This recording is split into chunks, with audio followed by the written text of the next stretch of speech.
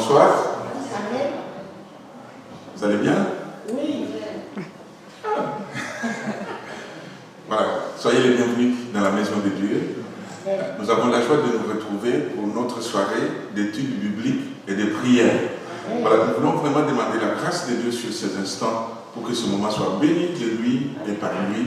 C'est notre moment fort, notre moment où nous avons notre intimité d'église avec le Seigneur. Alors nous voulons vraiment passer ce temps en réalisant que le Seigneur est présent au milieu de nous. Amen. Voilà. Amen. Je voulais demander à mon frère Pierre, est-ce que tu veux prier le Seigneur s'il te plaît? Père, nous voulons vraiment te bénir pour cet instant. Merci parce que, Seigneur Dieu, tu as réservé ce moment, Seigneur. Seigneur, nous avons répondu à ton appel, Seigneur Dieu, à ta sainte convocation. Nous ne voulons pas venir par habitude devant toi, Seigneur. Mais nous voulons t'offrir un sacrifice vivant, saint et agréable. Celui auquel tu prendras plaisir, Seigneur. D'un cœur sincère et vrai, Seigneur. Seigneur, nous ne voulons pas te donner, Seigneur, aucun sacrifice falsifié, Seigneur. Mais nous voulons venir nous approcher du trône de la gloire, Seigneur, avec un cœur, Seigneur, vrai et sincère devant toi. De toutes les façons, Seigneur, c'est toi qui sondes les cœurs et les reins, Seigneur. Tu connais, Seigneur, chacun de nous, Seigneur.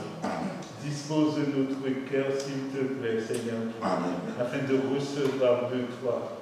Prends le plein contrôle, s'il te plaît. Que le Saint-Esprit se manifeste au milieu de nous, s'il te plaît. Sois béni, sois élevé, sois exalté. Et que tout ce qui soit fait ce soir soit pour ta gloire, uniquement pour ta gloire, à tous les siècles des siècles. Amen. Amen. Amen. Voilà, donc effectivement, comme disait le frère, nous voulons ensemble nous approcher du trône de la grâce. Le trône de notre Dieu, c'est un trône de la grâce. Parce que le trône des princes humains, vous vous rappelez de la reine Esther, pour qu'elle s'approche du trône, en plus de son mari. Il a fallu qu'elle jeûne, qu'elle prie pendant 3 jours. Mais le trône de notre Dieu, c'est un trône de la grâce, où nous voulons nous approcher librement parce que le chemin nous a été ouvert par le sang précieux de Christ. Je laisse la place à Samuel pour le chant, et puis après on va faire l'étude biblique et prier ensemble. Voilà, que Dieu nous bénisse. Vraiment, nous voulons remercier le Seigneur pour ce temps qu'il nous donne d'être ensemble dans sa maison. C'est une grâce. Parce qu'il y a quelques semaines de cela, on ne savait pas si on serait ainsi ensemble en présentiel, mais Dieu nous fait grâce d'être ensemble. Voilà. Ça fait un certain moment maintenant que nous étudions le même thème, le Saint-Esprit dans la Bible. Le Saint-Esprit dans la Bible. Si vous regardez bien, mes frères et sœurs, c'est que tous ces temps, nous parlons du Saint-Esprit, nous voyons son œuvre. La semaine dernière, on a passé 3 jours de suites de jeûnes et de prières en parlant du Saint-Esprit, parce que nous croyons, et la Bible nous le dit, que l'Église aujourd'hui, nos vies aujourd'hui, sont conduites par le Saint-Esprit de Dieu. Donc sans le Saint-Esprit, nous ne pouvons rien faire. Donc le Saint-Esprit dans la Bible, on a déjà regardé dans le livre de la Genèse, on a regardé dans le livre d'Exode, on a regardé dans le livre de Deutéronome, on est allé, et puis il y a 2 semaines, on était dans les 2 livres de Samuel. Mais ce soir, je voudrais qu'on aille dans les livres de rois et de chroniques. On les met ensemble. Les livres de rois et de chroniques. Alors, en lisant ces 4 livres, parce qu'il y a 1 roi, 2 rois, 1 chronique et 2 chroniques, en lisant ces 4 livres, je trouvais que les seules références où on parle de l'Esprit de Dieu dans ces livres se trouvent seulement en relation avec les prophètes que Dieu a suscité pour parler à certains rois. Donc, il y a eu des prophètes qui se sont levés pour parler à certains rois. Donc, dans ces livres, et c'est ce que nous allons voir ce soir. Nous allons voir le premier roi à qui le Saint-Esprit avait parlé. Nous allons les lire dans 2 chroniques. Deuxième livre de chroniques. Deuxième livre de chroniques. Au chapitre 14. 2 Chroniques, chapitre 14. On va commencer à partir du verset 1. 2 Chroniques, chapitre 14, verset 1. Le texte nous dit ainsi, il y en a D'autres versions, ça commence par verset 1. Asa fit ce qui est bien et droit aux yeux de l'Éternel. Tandis que d'autres versions, ça commence par Abijah se coucha avec ses pères. Quel que soit le texte, le plus important, c'est ce que nous allons dire. Mais c'est selon les versions. Bon, dans ma version de Louis II, 1910, il est dit Abijah se coucha avec ses pères et l'on enterra dans la ville de David. Et Asa, son fils, régna à sa place. De son temps, le pays fut en repos pendant 10 ans. Le verset 1. Asa fit ce qui est bien et droit aux yeux de l'Éternel, son Dieu. Il fit disparaître les autels de l'étranger et les autels et les hauts lieux, et il brisa les statues et abattit les idoles. Il ordonna à Juda de rechercher l'Éternel, le Dieu de ses pères, et de pratiquer la loi et les commandements.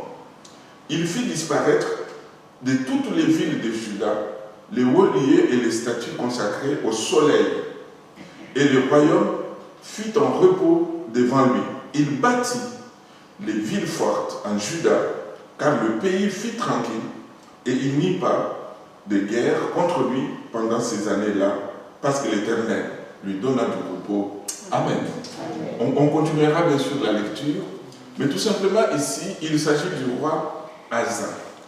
Asa était l'arrière-petit-fils du roi Salomon. Nous venons de lire comment il a vécu dans sa relation avec Dieu. Le verset 1 de notre texte nous dit qu'Asa fit ce qui est bien et droit aux yeux de l'Éternel, son Dieu. Mes frères et sœurs, pour vous dire que quel que soit ce que nous faisons, sachons que nous le faisons devant Dieu. On peut faire des fois du bien devant les hommes, mais qu'est-ce que Dieu lui pense de ce que nous faisons et de ce que nous disons? Ici, pour Asa, le texte nous dit bien, Asa fit ce qui est bien et droit aux yeux de l'Éternel, son Dieu. C'est quand même bien de réaliser que tout ce que j'ai fait, que je sois seul ou avec quelqu'un d'autre, mais tout ce que j'ai fait, je l'ai fait devant le Seigneur. Asa était conscient de cela, et j'aime bien la manière dont c'est écrit. Il est dit, Asa fit ce qui est bien et droit aux yeux de l'Éternel. Donc, quel que soit ce que nous faisons, n'oublions jamais que nous le faisons devant le Seigneur. Même quand nous sommes seuls, le Seigneur les voit, le Seigneur les connaît. Donc, il n'y a rien qui soit caché devant lui. Soyons tout simplement vrais. Alléluia. Je préfère ne pas être hypocrite devant les hommes, être faux devant Dieu. Je préfère être vrai devant Dieu. Même si les gens me considéraient autrement. Mais être vrai avec le Seigneur, je crois que c'est capital. C'est le plus important. Et puis le verset suivant nous dit, parce qu'il fit ce qui est bien et droit. Concrètement, qu'est-ce qu'il avait fait? Il nous dit, il fit disparaître les autels de l'étranger. Donc les autels où on sacrifiait aux dieux étrangers. Et les hauts lieux, il brisa les statues et abattit les idoles. Bien sûr que là, on parle des idoles en statue ou en pierre ou en bois qui étaient là, mais n'oubliez jamais que les véritables idoles, ce ne sont pas ces idoles-là. Parce que nous pouvons avoir des idoles dans notre cœur. Alors, le Seigneur voudrait que nous aussi, comme Asa, nous puissions abattre les idoles qui sont dans nos cœurs pour que Dieu prenne toute la place dans nos vies pour la gloire de son nom. Et voyez-vous, il nous est dit au verset qui suit, il ordonna à Juda de rechercher l'Éternel, le Dieu de ses pères, et de pratiquer la loi et les commandements. Donc il a demandé que tout son peuple recherche l'Éternel. Nous savons et nous sommes conscients qu'il n'y a que Dieu qui peut nous aider dans des situations qui nous dépassent. Il n'y a que Dieu qui peut nous secourir, mes frères et sœurs. Peut-être des fois on a cherché l'aide humaine, on a cherché l'aide auprès des hommes, mais les hommes des fois nous ont déçus. Parce que ce sont des hommes avec leurs limites. Mais quand nous cherchons réellement Dieu, vous vous rappelez de David qui disait, j'ai cherché l'Éternel et il m'a répondu. C'est dans le psaume 34. Et il m'a délivré de toutes mes frayeurs. Donc quand on cherche vraiment Dieu, Dieu nous répond. Le verset qui suit nous dit, il fait disparaître de toutes les villes de Juda les hauts lieux et les statues consacrées au soleil.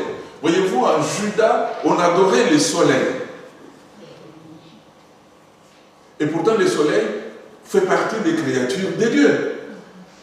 La Bible nous dit, et le peuple de Juda le savait, tu adoreras l'Éternel ton Dieu seul. Mais là, ils nous adoraient les statues, et ils nous adoraient, ils avaient des statues consacrées au soleil. Le royaume fut en repos devant lui, et il bâtit des villes fortes. J'ai écrit dans mes notes que, parce que le pays était en repos pendant 10 ans, il a bâti des villes fortes en Juda, pour que nous puissions bâtir. Vous êtes avec moi l'église? Pour que nous puissions bâtir l'œuvre de Dieu, pour que nous puissions bâtir notre famille, pour que nous puissions bâtir autour de nous, nous avons besoin du repos. Alléluia. Que ce soit l'église, que ce soit la famille, pour que ça puisse progresser, pour que nous puissions remporter des victoires. Nous avons besoin de travailler dans le repos. C'est dans le calme que nous pouvons rapporter des victoires et voir l'œuvre de Dieu progresser. On peut bâtir, j'ai écrit, que quand il y a du repos. Vous vous rappelez de l'église de Jérusalem, Acte 9, verset 31, la Bible nous dit que l'église était en paix dans toute la Judée. Mais parce que l'église était en paix, l'église s'édifiait et marchant dans la crainte du Seigneur, elle s'accroissait par l'assistance du Saint-Esprit. Amen.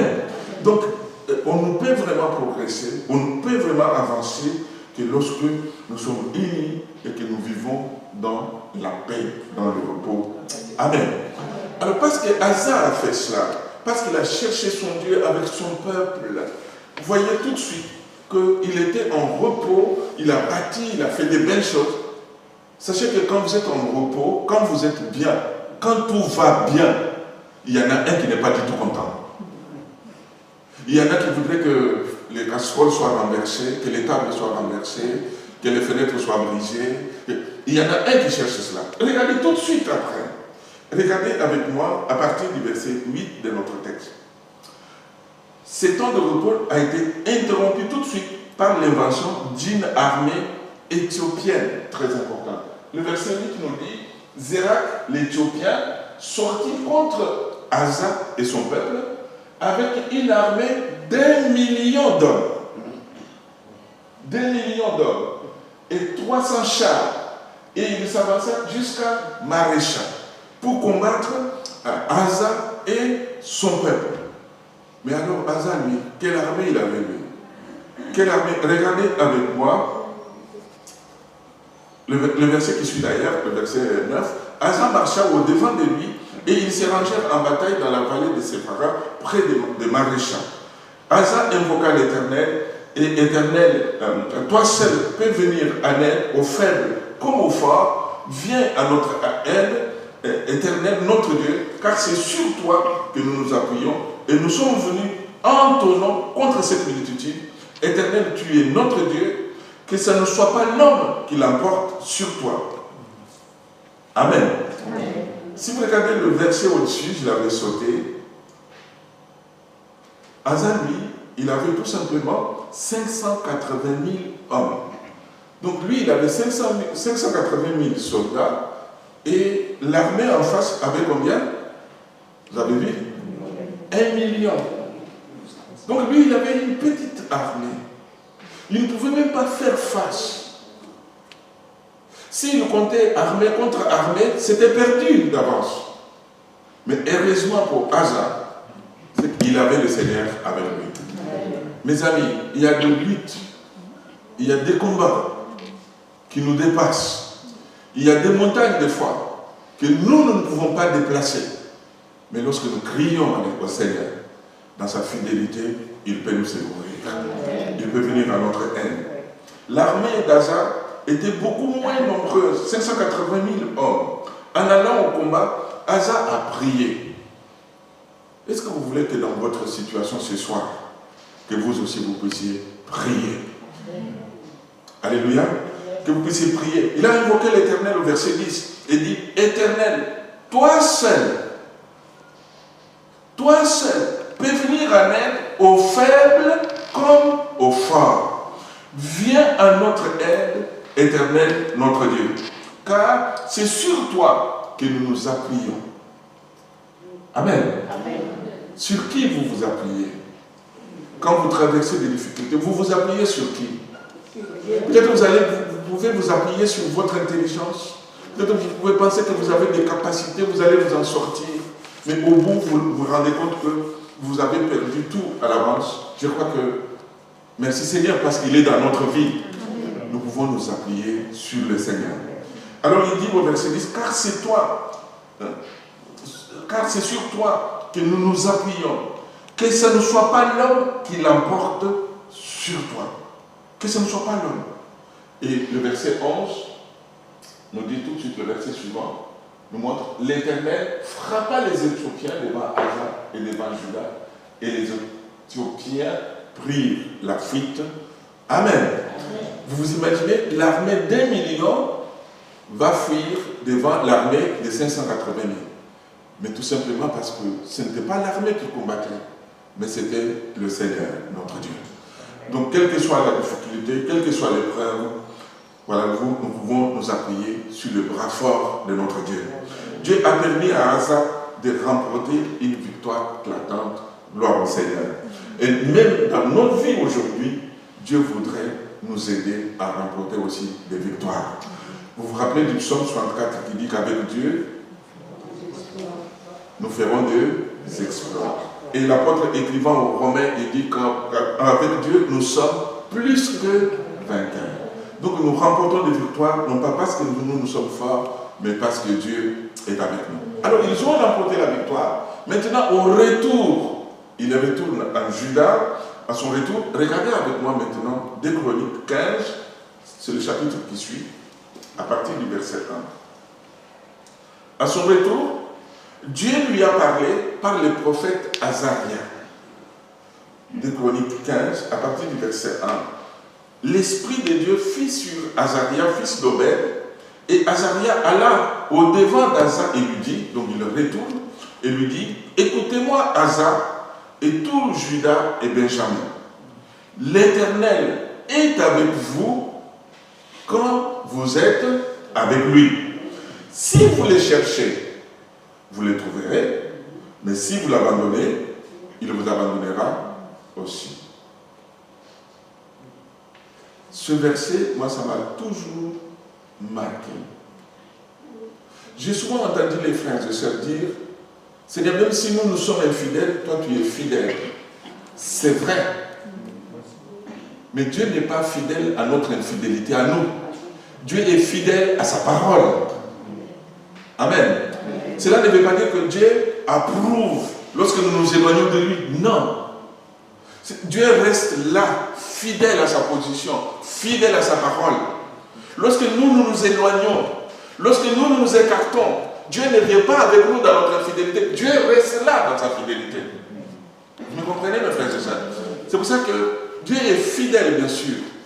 Mais il n'est pas fidèle dans nos péchés. Lorsque nous tombons, non.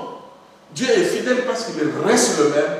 Ce qu'il était hier, il est encore aujourd'hui, il le sera encore demain. Donc il reste fidèle. Donc si nous sommes infidèles, il faut revenir au Seigneur parce qu'il est fidèle, lui. Parce qu'il est fidèle. Donc voyez-vous, mes frères et sœurs, ici le texte nous dit que l'Éternel est avec vous quand vous êtes avec lui. Combien souvent on entend des critiques? Oh, si Dieu existait, pourquoi on souffre ceci? Pourquoi on traverse telle souffrance? Mais la Bible est claire. Dieu est avec vous si vous êtes avec lui. C'est pas moi qui l'ai dit, vous les lisez avec moi. Dieu est avec nous lorsque nous aussi nous sommes avec lui. Si vous les cherchez, vous les trouverez. Mais si vous l'abandonnez, qu'est-ce qu'il fait? C'est clair. C'est clair. Alors notre monde a abandonné Dieu. Notre monde a rejeté Dieu. Maintenant, notre monde vit dans une misère, comme disait Samuel, qu'on ne peut pas comprendre, qu'on ne peut pas toucher. Et puis il dit, mais pourquoi Dieu a laissé faire? Non. Si vous avez abandonné Dieu, Dieu vous abandonne aussi. Mais ce soir, mon but et mon message, ce n'est pas que vous puissiez continuer, que nous puissions continuer comme cela, mais que nous puissions revenir à ce Dieu fidèle, à ce Dieu qui nous aime, à ce Dieu qui a un plan merveilleux pour notre vie. Vous savez que Dieu, tout ce qu'il cherche, c'est nous faire du bien. La Bible nous dit qu'il ne donne que des bonnes choses à ses enfants. Mais est-ce que vous êtes enfant de Dieu? Est-ce que vous êtes enfant de Dieu? Parce qu'il y a des créatures de Dieu et il y a des enfants de Dieu. Et vous savez pourquoi Asa dit ça? Azaria dit ça au roi Asa. Parce que dans le passé, à cause de son infidélité, Israël a connu toutes sortes de troubles et de détresse. Maintenant, il apporte ce message pour fortifier Asa, pour encourager le peuple. Et ce qu'il a dit, effectivement, va encourager le peuple. Regardez avec moi plus loin, à partir du verset 7. À partir du verset 7, il dit, je n'ai pas voulu lire des autres parce que le temps est avancé, vous donc, fortifiez-vous et ne laissez pas vos mains s'affaiblir, car il y aura un salaire pour vos œuvres. Amen. Donc il lui dit, mais maintenant que le Seigneur est avec vous, il a combattu pour vous, vous avez remporté la victoire, fortifiez-vous, soyez fermes, ne baissez pas les bras, continuez à être fidèles, et si Dieu continuera à combattre pour vous, et vous allez remporter des victoires, vous irez d'ailleurs de victoire en victoire. Continuez, Asa, continuez. Et le texte nous dit au verset 9, Asa rassembla tout Juda et Benjamin, et ceux d'Ephraïm et Manassé et de Siméon qui habitaient parmi eux, car un grand nombre de gens d'Israël se joignirent à lui lorsqu'ils virent que l'Éternel, son Dieu, était avec lui.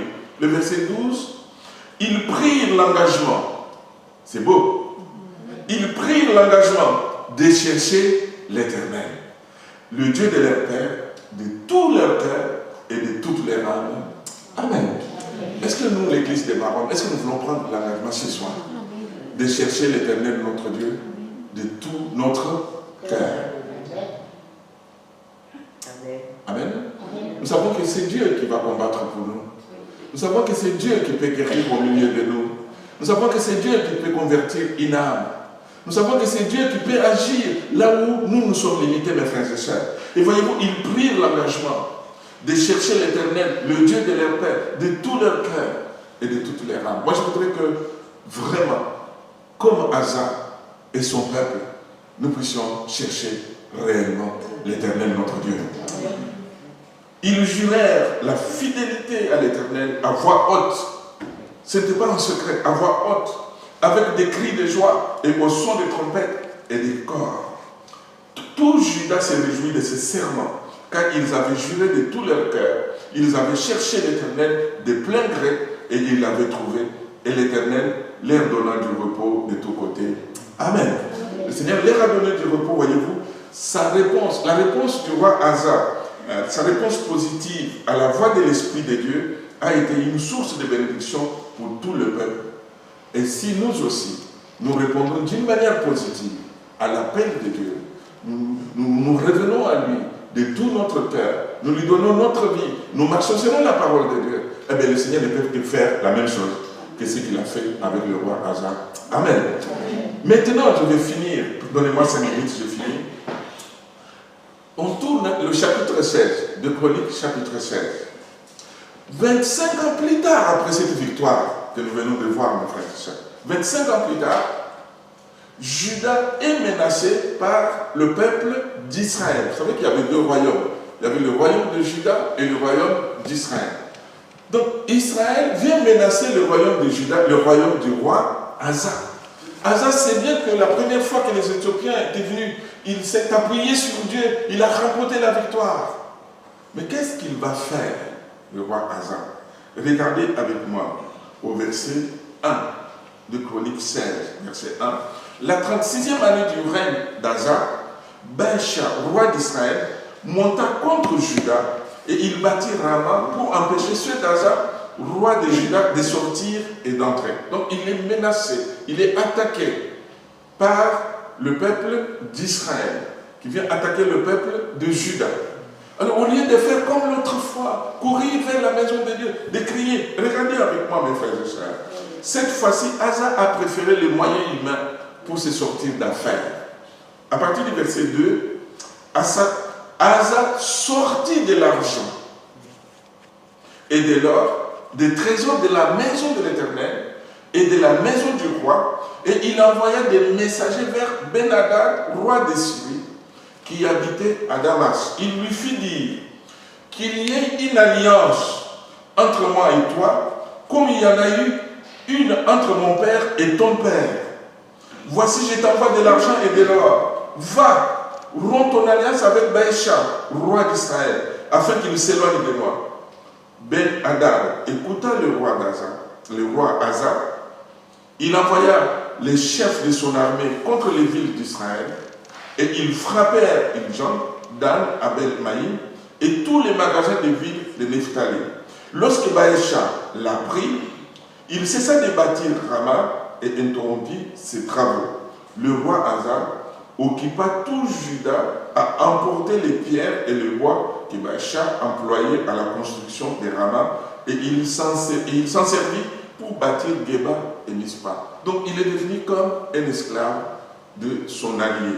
Et la suite, c'est ce qui est terrible. Dieu va lui parler encore, comme il avait utilisé Azaria, fils d'Obed, pour lui parler. Dieu va lui parler encore. Nous avons un Dieu bon. Même quand tu vois que nous nous sommes éloignés, nous sommes perdus, Dieu ne laisse pas. Je dis toujours, mais non seulement Dieu nous accorde toujours une seconde chance, mais des fois il nous accorde une troisième, une quatrième, voire même une cinquième chance. Que son nom soit béni. Nous avons un Dieu fidèle, un Dieu bon. Regardez à partir du verset 7. Dans ce temps-là, Anani, le voyant ou le prophète, c'est comme ça qu'on l'appelait dans le temps, alla auprès du roi Asa, le roi de Juda, et lui dit, parce que tu t'es appuyé sur le roi de Syrie, que tu ne t'es pas appuyé sur l'Éternel, ton Dieu, l'armée du roi de Syrie s'est échappée de tes mains. Les Éthiopiens et les Libyens, rappelle-toi Asa, les Éthiopiens et les Libyens ne formaient-ils pas une grande armée avec les chars et une multitude de cavaliers? Et cependant, l'Éternel les a livrés entre tes mains parce que tu t'es appuyé sur lui. Car l'Éternel étend ses regards sur toute la terre pour soutenir ceux dont le cœur est tout entier à lui. Tu as agi en insensé dans cette affaire, car dès à présent, tu auras des guerres. Et hélas, quand on vient lui annoncer ce message par le prophète Anani, au lieu de s'humilier, au lieu de demander pardon à Dieu, mais comment Asa va faire? Regardez avec moi au verset 10, mes frères et sœurs. Asa fit unité contre le prophète et il le fit mettre en prison parce qu'il était en colère contre lui. Dites-moi, est-ce que c'est facile quand on nous reprend? Quand on nous dit des choses qui nous touchent, on sait que, oh là là, c'est la vérité là. Est-ce qu'on les prend de la bonne manière ou bien on... Comment on réagit quand on nous reprend? Et ici, le texte est clair. Le roi, au lieu de tomber à genoux, au lieu de pleurer devant le Seigneur, au lieu de demander pardon au Seigneur, mais il va faire arrêter les prophètes, il va le faire mettre en prison. Et même, il va opprimer aussi quelques-uns du peuple. Il n'a pas apprécié du tout d'être repris. Et je reconnais que cela ne fait pas plaisir quand on nous reprend. Mais ô combien nous en avons besoin. Non? Moi je crois que nous en avons besoin. Qu'on nous dise des choses en face, qu'on nous dise des vérités, qu'on nous reprenne. Et quand on nous reprend, quand le Seigneur nous reprend, sachez que c'est toujours pour notre bien. C'est comme un chirurgien qui va utiliser les bistouris, ça fait mal. Mais c'est pour nous guérir. C'est pour nous guérir. C'est toujours pour notre bien. Et Asa, malheureusement, ce roi va finir très mal sa vie. 3 ans plus tard, après cela, de Chroniques 16, à partir du verset 12, la 39e année de son règne, Asa eut les pieds malades au point d'éprouver de grandes souffrances. Voyez-vous, il s'est tellement éloigné du Seigneur, même, le texte dit, même pendant la maladie, il ne chercha pas l'Éternel, mais il consulta les médecins. C'est écrit comme ça, les médecins. Mais là, une autre version dit, il consulta les guérisseurs. Il consulta les guérisseurs. Voyez-vous, lui qui était en communion avec Dieu, lui qui était en intimité avec Dieu, voyez-vous là où il est tombé, mes frères et sœurs. Il n'a pas voulu s'humilier et rechercher la face de Dieu, mais il a fait recours aux moyens humains. Il consulta les guérisseurs, il consulta les médecins. Lui, c'est qu'on traduit comme ça, les médecins. Si j'ai gardé le mot médecin, la Bible n'est pas contre la médecine. Mais néanmoins, on peut chercher Dieu à travers nos souffrances, à travers nos maladies. Mais ici, le mot qui est traduit médecin, c'est le mot guérisseur en fait qui était utilisé. Donc Asa se coucha avec ses pères, il mourut la 40e année, donc 2 ans plus tard de son règne. 2 ans plus tard. Donc voyez-vous mes frères et sœurs, parce que nous parlons du Saint-Esprit dans la Bible, l'Esprit de Dieu peut nous encourager, peut nous révéler des choses, peut nous porter, peut opérer des miracles et des prodiges. Mais n'oubliez jamais que l'Esprit de Dieu peut aussi nous reprendre. Peut aussi nous reprendre. Alors ne permettons jamais à l'orgueil de nous endurcir envers la voix du Saint-Esprit. Alors si ce soir le Saint-Esprit nous a parlé, que nous puissions nous humilier, que nous puissions nous aller devant lui, demander pardon. Nous voulons que le Saint-Esprit vienne et qu'il ait toute la liberté au milieu de nous et que toute la gloire revienne à notre Dieu. Que son nom soit béni. Amen. Quand tu nous parles, même si ça nous reprend, sachant que ça sera toujours pour notre bien, que son nom soit béni. Seigneur, merci pour ta parole. Merci parce que tu es présent au milieu de nous, Seigneur. Comme l'a vécu le roi Asa, nous aussi nous voulons ce soir nous approcher humblement de toi, Seigneur. Te demandons pardon pour toutes les fois où nous nous sommes appuyés sur les hommes, pour toutes les fois où nous nous sommes appuyés sur les humains au lieu de nous appuyer sur toi. Je te demande pardon pour moi, je te demande pardon pour mon église, je te demande pardon pour mes frères et sœurs. Seigneur, pardonne-nous. Nous voulons crier à toi ce soir. Nous voulons vraiment, Seigneur, tu connais tout ce que nous vivons, tu connais tout ce que nous traversons. Nous avons besoin que le Saint-Esprit soit libre au milieu de nous. Que le Saint-Esprit vienne, Seigneur. Oui, tu nous as dit ce soir que tu es avec nous, lorsque nous aussi nous sommes avec toi. Seigneur, je reconnais que nous n'avons pas toujours été avec toi. Seigneur, des fois dans notre manière de faire, dans notre manière de penser, dans notre manière de parler, dans notre manière de dire des choses, Seigneur, des fois nous nous sommes éloignés de toi. Alors je te demande pardon. Seigneur, nous voulons revenir à toi. Nous voulons te chercher comme te chercher le roi David. Nous voulons te chercher comme te chercher le roi Asa, Seigneur. Nous voulons te chercher de tout notre cœur.